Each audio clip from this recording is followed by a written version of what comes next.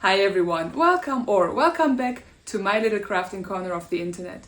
I am Annie, and if you've seen the first video on my Kuzco cosplay build, you know I'm in the very normal and very relaxed situation of trying to finish this cosplay before I'm moving cities.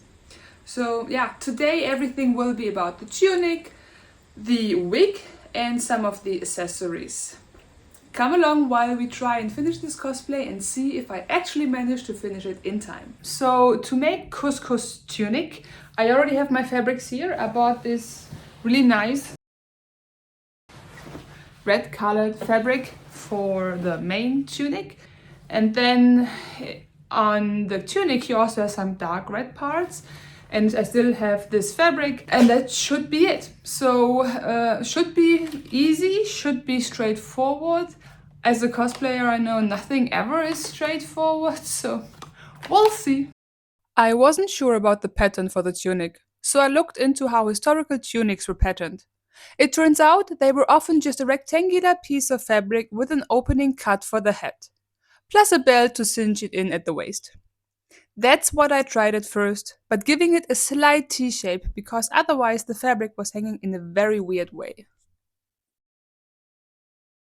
Turns out the really nice fabric I bought for this project was completely wrong.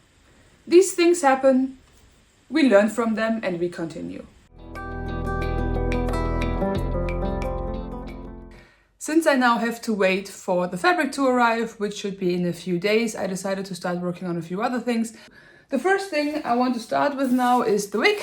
I still have this old wig that I styled to resemble Wednesday Addams. Maybe you can see that.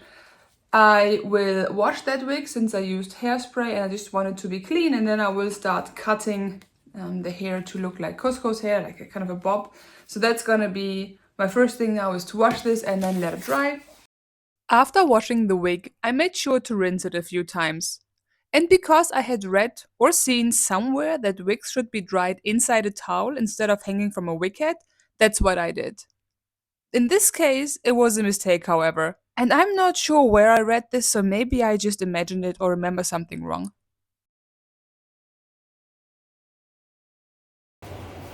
This is how the wig turned out. I'm not super happy with it yet, it's very wavy, and Kuzco does not have wavy hair. So I will try out something I've seen online referred to as the hot water method, where you basically use not boiling water but hot water to straighten out a wig. I don't have a straightening iron, so let's give this a shot. Once I started pouring the hot water over the hair, I could immediately see it starting to straighten out. If you try this, just make sure your wig head, and your wig head stand are heat resistant to a certain degree.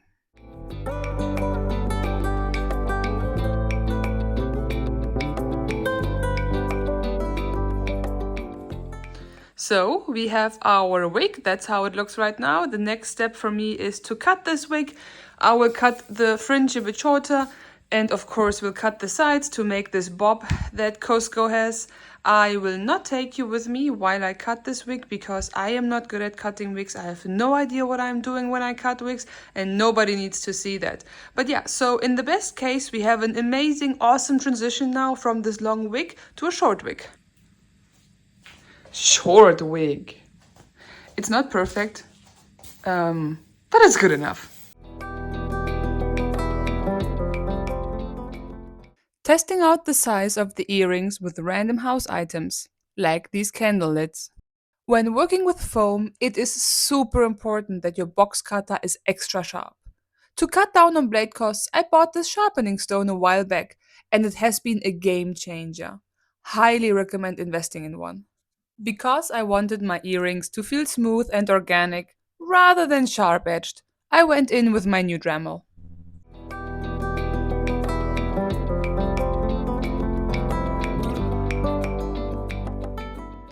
I still hate sanding, but this rotary tool made the process so much more enjoyable and, most importantly, much faster.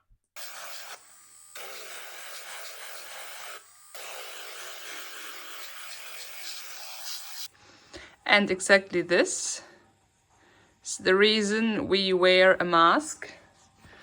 when we do Dremel work, because we do not want all of this inside our lungs. We just do not.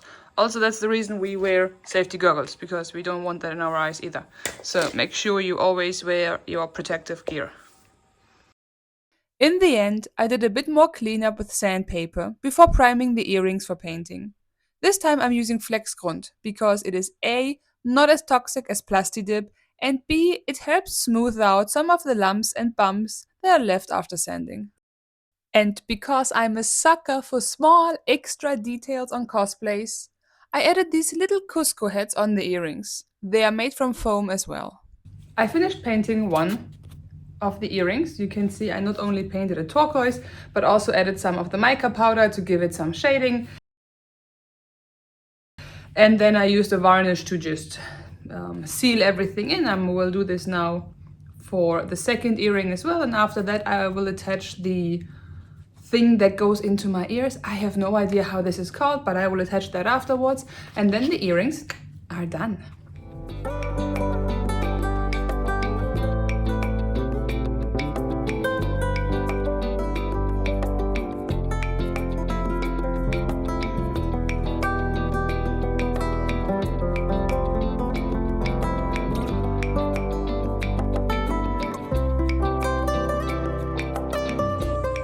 We have two beautiful earrings done, and I'm very happy with how they turned out. Very cute.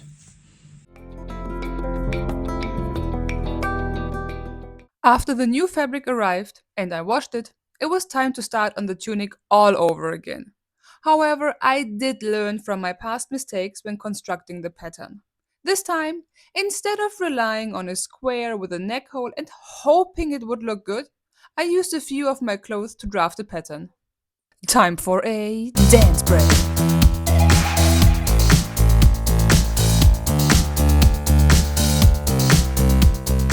This is how the tunic looks when it's just like lying on the floor. But this is my neck opening or my head opening. And what I decided to do to make this look nice is I want to add a facing. That's, I think, how it's called in English. And to do that, I had to cut out a different piece of fabric that is basically has the same opening as my neck opening. I also cut out some interfacing. The first thing is I will, of course, iron this fusible interfacing to this opening. And then what I will do is take this and sew this around. And then I can turn this inside out and it will look nice. You will see. I will show you how I do that. So yeah.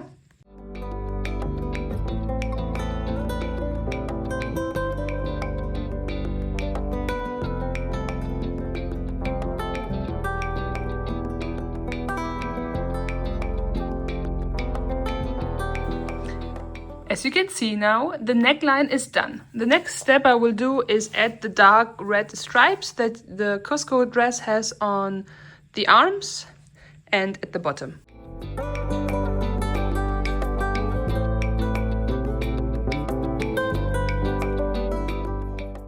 I am adding some extra detail with this gold trim. Fun fact, this is not trim at all, but ribbon I bought during the last Christmas sale.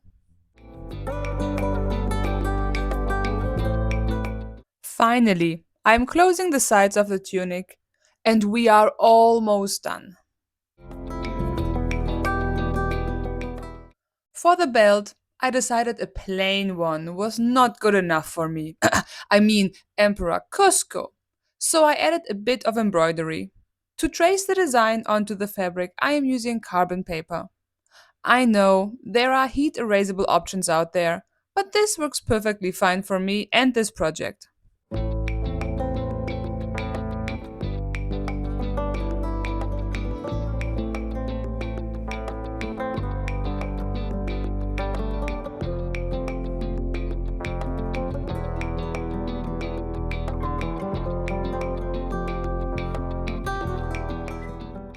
And lastly, I made the leg tassels. I just sewed fringe trim onto some elastic. It holds on surprisingly well, but the real challenge will be how it behaves at the convention. And now it's time for the reveal.